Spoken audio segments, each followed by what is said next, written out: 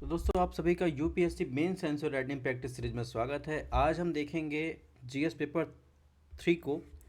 और इसमें जो है हम मिक्स्ड क्वेश्चन को देखेंगे। यानी अब तक हमने इंटरनेशनल सिक्योरिटी को नहीं देखा है, डिजास्टर मैनेजमेंट को नहीं देखा है, बाकी इकोनॉमी के, साइंस एंड टेक के, एनवायरनमेंट के कुछ क्वेश्चन देख लिए हैं, लेकिन हम इसमें मिक्स्ड क्वेश्चन देखेंगे। और आज है डे 8।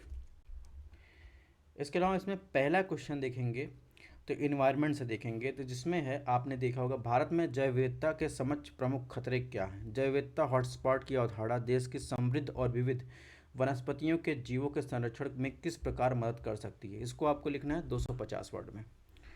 तो जैसा हमने पिछले जो है 7 दिन में ये समझा है कि सबसे पहले क्वेश्चन लिखने से पहले उसके प्रारूप को समझ लेना है, उसमें क्या क्या पूछा है, क्या क्या डिमांड है और क्या क्या सप्लाई हमको करनी है। तो देखेंगे डिमांड, सबसे पहले आप जो है जैव विविधता का संक्षिप्त में इंट्रो देंगे। उसके बाद इसमें जो दूसरा पॉइंट या पैराग्राफ में लिखेंगे उसके समझ जो प्रमुख खतरे हैं उसके बारे में चर्चा करेंगे, उसकी व्याख्या करेंगे। फिर आप इसमें देखिए पूछा है कि वनस्पतियों और जीवों के संरक्षण को किस प्रकार मदद की जा सकती है, इसके बारे में चर्चा करेंगे। अंत में क्या, अंत में उसके अनुसार आप निष्कर्ष लिखेंगे। तो चलिए देखते हैं हमने कैसे लिखा है। हमने पहले इंट्रो में लिखा जैव विविधता का असर जैविक संगठन के सभी स्तरों, जीन, प्रजाति, पारिस्थितिकी तंत्र के स्तर पर जीवन रूपों की विविधता, परिवर्तनशीलता से पारिस्थितिकी संतुलन बनाए रखने, पारिस्थितिकी तंत्र सेवाएं प्रदान करने, आजीविका का समर्थन करने, मानव कल्याण को बढ़ावा देने के लिए जैव विविधता आवश्यक है। भारत विश्व की विशाल विविधता वाले देशों में से एक है और वैश्विक जैविक विविधता की इसकी हिस्सेदारी लगभग 8% है। तो इस प्रकार हमने इसका इंट्रो लिख दिया। अब मेन पार्ट में इसके मुख्य भाग में उसको समझ खतरे की बात की थी। तो खतरे में हमने बताया जैसे वनों की कटाई, शहरीकरण, खनिज कृषि गतिविधियाँ, बुनियादी ढांचे के विकास आदि कारण, आवास की हानि, विखंडन, जीवों की प्राकृतिक आवास का नुकसान। तो ये सब बातें ऐसे पॉइंट वाइज हमको लिख लेने। इसके अलावा हमने सेकंड पॉइंट में लिखा अवैध शिकार, लकड़ी काटना, मछली पकड़ना, चराई आदि के रूप में जैविक संसाधनों के अत्यधिक दोहन होने और इनके अस्थिर उपयोग से प्रजातियों की आबादी और आनुवंशिक विविधता में कमी आती है। फिर तीसरे पॉइंट में या तीसरे पैराग्राफ में हमने लिखा आक्रामक विदेशी प्रजातियों से जैसे लैंटाना, पार्थनियम, जलकुंभी जो संसाधनों के लिए देसी प्रजातियों के साथ प्रतिस्पर्धा करती है, किसी स्थान की संरचना कार्य प्रणाली को परिवर्तित करने के साथ असंतुलन को बढ़ावा देती हैं। फिर हमने देखिए इसमें नेक्स्ट पैराग्राफ में लिखा प्रदूषण, जलवायु परिवर्तन से पर्यावरणीय गुणवत्ता खराब होने और तापमान, वर्षा के बदलते प्रतिरूप को, समुद्र स्तर में असंतुलन से प्रजातियों की शारीरिक व्यवहारिक गतिविधियाँ प्रभावित होती हैं। ठीक है। अब खतरे के बाद हमने क्या इसमें लिखा है, संरक्षण में मदद मिल सकती है जैसे प्रजाति समृद्ध और अस्थानिकता को बढ़ावा देकर, इसके अलावा पर्यावरण संरक्षण को बढ़ावा देकर। अब इसमें भी हमने देखिए 2 पॉइंट लिखा है। अब उस पॉइंट में लिखा है जैविक विविधता हॉटस्पॉट में प्रजातियों के घनत्व अधिक होता है, इसमें कई स्थानिक प्रजातियां भी शामिल होती हैं जो विश्व में कहीं और नहीं पाई जाती है, तो उनका संरक्षण करने की आवश्यकता है। इसके अलावा इस क्षेत्र में विभिन्न पौधों, जानवरों, सूक्ष्म जीवों का आश्रय मिलता है जिससे आनुवंशिक विविधता का महत्वपूर्ण केंद्र होता है। हॉटस्पॉट संरक्षण करके हम इन विशेष प्रजातियों की रक्षा कर सकते हैं। तो इस प्रकार हमने इसमें पहले पॉइंट में 2 पॉइंट लिख दिया। फिर दूसरा जो है पर्यावरण संरक्षण से, फिर इसमें भी हम जो है सब पॉइंट में लिखेंगे जैसे जैव विविधता हॉटस्पॉट के विभिन्न प्रकार के इकोसिस्टम या पारिस्थितिक तंत्र शामिल होते हैं, जैसे वन, घास के मैदान, आर्द्रभूमि, तटीय क्षेत्र शामिल होते हैं। ये आवास अनगिनत पौधों, जानवरों के प्रजातिक अस्तित्व के लिए आवश्यक संसाधन, पारिस्थितिक तंत्र की सेवाएं प्रदान करते हैं।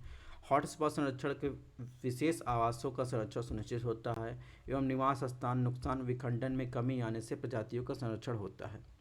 ठीक है। अब संकटग्रस्त प्रजातियों का संरक्षण करके हम जो है इसको सुरक्षित कर सकते हैं। इसके अलावा पारिस्थितिक तंत्र अनुकूलन को द्वारा भी हम इसको सुरक्षित कर सकते हैं। अब देख रहे होंगे आप लोग, इसको पढ़ लीजिएगा। इसमें हमने कई पॉइंट जो है सब टॉपिक भी लिखा है। ठीक है, क्योंकि 250 वर्ड में लिखा है। अब आप ऐसे जो है टू द पॉइंट लिख के छोड़ नहीं सकते, 250 वर्ड आपको लिखना ही है, तो उसमें भी आपको सब पॉइंट बनाने पड़ेंगे। अब निष्कर्ष देखिए हमने कैसे लिखा। निष्कर्ष में हमने लिखा इस प्रकार जैव विविधता हॉटस्पॉट को पहचान कर उनकी रक्षा करके भारत की समृद्ध और विविध वनस्पतियों के साथ जीवों का संरक्षण किया जा सकता है, जिससे वैश्विक स्तर पर जैव विविधता संरक्षण में योगदान मिल सकता है। तो इस प्रकार हमने पहले क्वेश्चन को टैकल किया। अब देखिए क्वेश्चन नंबर 2 में क्या हमने पूछा है इसमें, भारत में डिजिटलीकरण संबंधित लाभ और चुनौतियां क्या है, डिजिटल अर्थव्यवस्था में सुचारू और समावेशी परिवर्तन सुनिश्चित करने में विभिन्न हितधारकों की भूमिका पर चर्चा कीजिए। 250 वर्ड में ये भी लिखना है। अब इसमें देखिए सबसे पहले आपको डिजिटलीकरण का संक्षिप्त में इंट्रो देना है, उसके बाद उसके लाभ को बताना है, फिर उसके बाद दूसरे पैराग्राफ में उसकी चुनौतियों को बताना है, फिर आपको बताना है कि डिजिटल अर्थव्यवस्था को सुचारू और समावेशी परिवर्तन सुनिश्चित करने के विभिन्न हितधारकों की भूमिका पर चर्चा करना है। अंत में क्या आपको निष्कर्ष लिखना है। तो अगर देखें दोस्तों हमने इसको कैसे शुरुआत किया है, तो इसमें सबसे पहले डिजिटलीकरण का तात्पर्य अर्थव्यवस्था और समाज के विभिन्न क्षेत्रों की दक्षता, उत्पादकता, नवाचार, प्रतिस्पर्धात्मक सुधार के लिए डिजिटल प्रौद्योगिकी प्रक्रियाओं को अपनाने से है। ठीक है, अब इसमें हमने लिखा डिजिटलीकरण के कई लाभ हैं, जैसे इसमें देखिए पॉइंट वाइज हमने लिखा, जैसे नागरिकों, व्यवसाय, सरकार के लिए सूचना, सेवा, बाजार अवसरों तो लाभ बढ़ावा मिल सकता है। इससे लागत में कमी, गुणवत्ता में सुधार होने के साथ पारदर्शिता, जवाबदेहिता और नवाचार उद्यमशीलता को बढ़ावा मिल सकता है। सेकंड पॉइंट थर्ड पॉइंट में हमने लिखा स्वास्थ्य, शिक्षा, सामाजिक कल्याण, ई गवर्नेंस जैसी सार्वजनिक सेवाओं को बेहतर डिलीवरी हो सक्षम हो सकती है। फिर हमने जो है फोर्थ पॉइंट में लिखा है इससे विशेष रूप से युवाओं, महिलाओं, हाशिए पर रहने वाले समूहों के लिए राजस्व और रोजगार के नए स्रोत पैदा हो सकते हैं। फिर हमने लिखा इससे पर्यावरण स्थिरता, आपदा प्रबंधन, राष्ट्रीय सुरक्षा, अंतर्राष्ट्रीय सहयोग का समर्थन मिल सकता है। ठीक है, अब इससे संबंधित चुनौतियां भी हैं, जैसे इससे उन लोगों के डिजिटल अंतराल के साथ असमानता हो सकती है जिनके डिजिटल बुनियादी ढांचे, उपकरणों, कौशल साक्षरता तक पहुंच नहीं है। इसके अलावा देखिए इससे दूसरे पैराग्राफ में हमने लिखा है चुनौतियों में, इससे डेटा गोपनीयता, सुरक्षा, नैतिकता, शासन संबंधी मुद्दे जन्म मिल सकते हैं, विशेष रूप से कृत्रिम बुद्धिमत्ता, ब्लॉकचेन, बायोमेट्रिक आज जैसी उभरती टेक्नोलॉजी या प्रौद्योगिकी के संबंध में। फिर इसमें हमने थर्ड लाइन में लिखा है इससे मौजूदा व्यवसाय मॉडल, श्रम बाजार, सामाजिक मानदंड बाधित हो सकते हैं, जिससे नौकरियों की हानि एवं कौशल अंतराल के साथ सामाजिक अशांति को बढ़ावा मिल सकता है।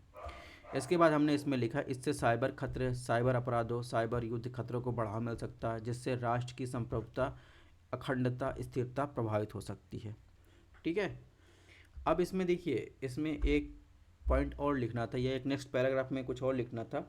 कुछ और में क्या था, हमने पहले बताया कि इसमें जो तीसरा भाग था प्रश्न का, उसमें डिजिटल अर्थव्यवस्था सुचारू समावेशी परिवर्तन सुनिश्चित करने के लिए विभिन्न हितधारकों की महत्वपूर्ण भूमिका होती है, तो उनके बारे में भी आपको लिखना है, यानी सरकार के, निजी क्षेत्र की, नागरिक समाज की, तो इन सब के बारे में भी आपको लिखना है।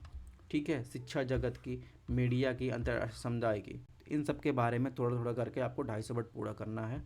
फिर निष्कर्ष में जो है, और इसमें जो है हमने एक भी वर्ग को छोड़ा नहीं है। निष्कर्ष में हमने लिखा है इस प्रकार डिजिटलीकरण एक जटिल गतिशील प्रक्रिया है जिसके लिए सभी हितधारकों को समग्र और सहयोगात्मक दृष्टिकोण की आवश्यकता होती है। इसमें भारत के डिजिटल स्वरूप से सशक्त समाज और ज्ञान अर्थव्यवस्था में बदलने की क्षमता हुआ है। तो इस प्रकार हमने इस क्वेश्चन को लिखा। बात करें, अभी आपने मणिपुर में देखा होगा और कई जगह आपने हिंसा देखा होगा, तो उसी संबंधित क्वेश्चन है कट्टरवाद, हिंसक उग्रवादी गतिविधियों का मुकाबला करने में नागरिक समाज, स्थानीय समुदाय की क्या भूमिका होती है, आंतरिक सुरक्षा पहलुओं में इन्हें शामिल करने से संबंधित चुनौतियों और अवसरों पर चर्चा कीजिए। 250 वर्ड में लिखना है। तो सबसे पहले आपको कट्टरवाद और हिंसक और उग्रवाद गतिविधियों को संक्षिप्त रूप में परिभाषित करना है। ठीक है, और इसमें परिभाषा में ही इंट्रोडक्शन में आपको नागरिक समाज संगठन की भूमिका को भी संक्षेप में बताना है। फिर मुख्य भाग में आप लिखेंगे CSO यानी नागरिक समाज संगठन के किस प्रकार के इस तरह खतरे का मुकाबला करने में महत्वपूर्ण हो सकते हैं। इसके साथ ही जो नागरिक समाज संगठन के आंतरिक सुरक्षा पहलुओं शामिल करने से संबंधित चुनौतियों और अवसरों पर चर्चा करनी है। लास्ट में आपको जो है आगे की राह बताते हुए निष्कर्ष लिखना है। तो देखिए हमने इंट्रो हम आपके लिए पढ़ देते हैं कि हमने क्या लिखा है। कट्टरवाद का आशय अतिवादी विचारों को अपनाने के साथ राज्य समाज के खिलाफ हिंसक कार्रवाइयों में शामिल होने की प्रक्रिया है। हिंसक उग्रवादी गतिविधियों के तहत राजनीतिक, वैचारिक, धार्मिक लक्ष्यों को प्राप्त करने के लिए हिंसा या धमकी का उपयोग करना शामिल है। कट्टरवाद, हिंसक उग्रवाद दोनों ही आंतरिक सुरक्षा के लिए गंभीर खतरा पैदा कर सकते हैं क्योंकि देश के लोकतांत्रिक मूल्यों, सामाजिक सद्भाव, राष्ट्रीय अखंडता को कमजोर कर सकते हैं।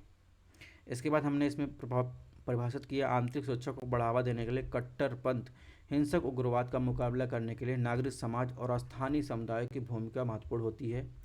CSO को आंतरिक सुरक्षा पहलुओं में शामिल करने से कट्टरता के मूल कारणों को दूर करने, अनुकूल ढांचा बनाने, सामाजिक सामंजस्य को बढ़ावा देने के क्रम में अद्वितीय अवसर प्राप्त होता है। तो इस प्रकार आपने देखा हो कि हमने दोनों चीज़ों को परिभाषित कर दिया।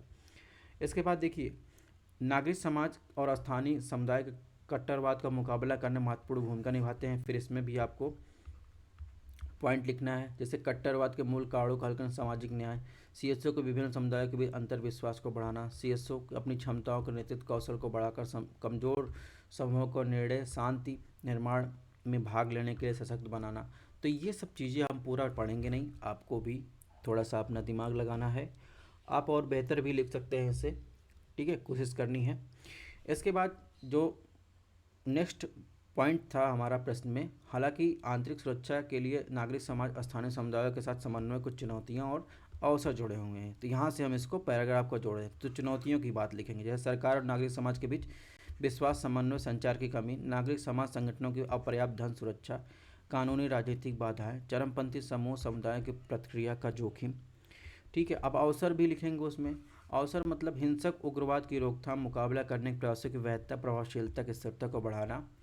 इसके बाद हम लिखेंगे नागरिक समाज के स्थानीय ज्ञान नेटवर्क प्रभाव का लाभ उठाना। फिर हम लिखेंगे विभिन्न हितधारकों के बीच संवाद, सहयोग, समन्वय के लिए मंच तैयार करना। अंत में इसमें दोस्तों लिखेंगे निष्कर्ष। उपाय बाद, नागरिक समाज स्थानीय समुदाय कट्टरवाद, हिंसक उग्रवादी गतिविधियों को मुकाबला करने में महत्वपूर्ण भूमिका निभाते हैं। इन्हें सरकार और अन्य हितधारकों के समर्थन और मान्यता की आवश्यकता है। इनके समन्वय को मजबूत करने के लिए नियमित परामर्श, पर्याप्त धन, क्षमता निर्माण, संरक्षण, सक्षम कानूनी और राजनीतिक वातावरण, बहुहितधारक भागीदारी, योगदान को पहचानने की आवश्यकता है। तो दोस्तों इस प्रकार हमने इस क्वेश्चन को भी लिख दिया जो करंट मुद्दे से संबंधित है। इसको आप भी और बेहतर तरीके से लिखने की कोशिश कीजिए। क्वेश्चन नंबर 4 इसको आपको करना है। इसमें हमने पैटर्न दे दिया है, इसका आंसर भी लिखा है हमने कि भारत में विकास उग्रवाद के बीच संबंधों पर चर्चा कीजिए। देश के आंतरिक सुरक्षा उपायों के समक्ष उत्पन्न करने वाले हिंसक आंदोलनों के मूल कारणों को सरकार किस प्रकार दूर कर सकती है, उपयुक्त उदाहरणों से सहित अपने उत्तर की व्याख्या कीजिए। तो ये इंटरनल सिक्योरिटी से दोनों लास्ट जो क्वेश्चन है वो संबंधित है। ठीक है, इसमें हमने देखिए कैसे क्या प्रश्न का क्या ढांचा है इसके बारे में भी लिखा है। बात करें इसको, हमने देखिए इंट्रो में हमने कैसे लिखा है, इसको आपको भी देख लेना है, आप भी और बेहतर तरीके से लिख सकते हैं। मेन भाग में देखिए विकास और उग्रवाद के बीच संबंध को परिभाषित किया है, फिर पॉइंट लिखा है, फिर सब पॉइंट लिखा है। ठीक है, इसमें फिर लास्ट में हमने लिखा है इन हिंसक आंदोलनों के मूल कारणों के समाधान के उपाय हमने बताए हैं। जैसे उपाय हमने बताया राजनीतिक संवाद को बढ़ावा देना, सामाजिक आर्थिक विकास, सुरक्षा उपाय, सामाजिक एकीकरण, इन सब की चर्चा की है। फिर इसके बारे में थोड़ा थोड़ा लिखा है। फिर हमने लिखा है भारत के विकास और उग्रवाद के बीच संबंधों के कुछ उदाहरण दिए हैं, जैसे वामपंथी उग्रवाद, नस्लवाद, पूर्वोत्तर भारत में उग्रवाद, धार्मिक अतिवाद, इन सब के बारे में भी आपको थोड़ा थोड़ा लिखना है। लास्ट में हमने निष्कर्ष इसमें लिखा है कि भारत में विकास उग्रवाद के बीच प्रमुख संबंध है सामाजिक आर्थिक विषमताएं, पहचान आधारित संघर्ष, सामाजिक एकता की कमी से उग्रवाद की विचारधारा को बल मिलता है। सरकार को समावेशी विकास को प्राथमिकता देने के साथ शासन व्यवस्था को मजबूत करने, विभिन्न समुदायों को मुख्य धारा में शामिल करने, शिक्षा और जागरूकता को बढ़ावा देने के लिए इन चुनौतियों से निपटने के लिए सुरक्षा तंत्र को मजबूत करने पर बल देना चाहिए, जिससे हिंसक आंदोलन के मूल कारणों के प्रभावी ढंग से समाप्त किया जा सके। तो इस प्रकार हमने इस क्वेश्चन को लिखा है। पूरा हमने आपको नहीं बताया क्योंकि कुछ मेहनत आप भी करिए। इसके अलावा दोस्तों हमारी पॉलिटी की क्लास चल रही है, NCERT की, UPSC UPPCS की भी NCERT की टेस्टरी चल रही है। इसके अलावा प्रीवियस ईयर के UPSC के क्वेश्चन पेपर का भी 13 वर्षों के जो है सब्जेक्ट वाइज एनालिसिस करवा रहे हैं। इसके अलावा स्टेट PCS के भी, उत्तर प्रदेश के भी हम सब्जेक्ट वाइज एनालिसिस करवा रहे हैं। Thanks for watching. ये हमारा टेलीग्राम चैनल है, इस पे आपको जो है हमारी PDF मिल जाएगी, क्लासिक्स इन्फॉर्मेशन मिलेगी। मिलते हैं next mains answer writing practice series के साथ किसी नए मुद्दे के साथ।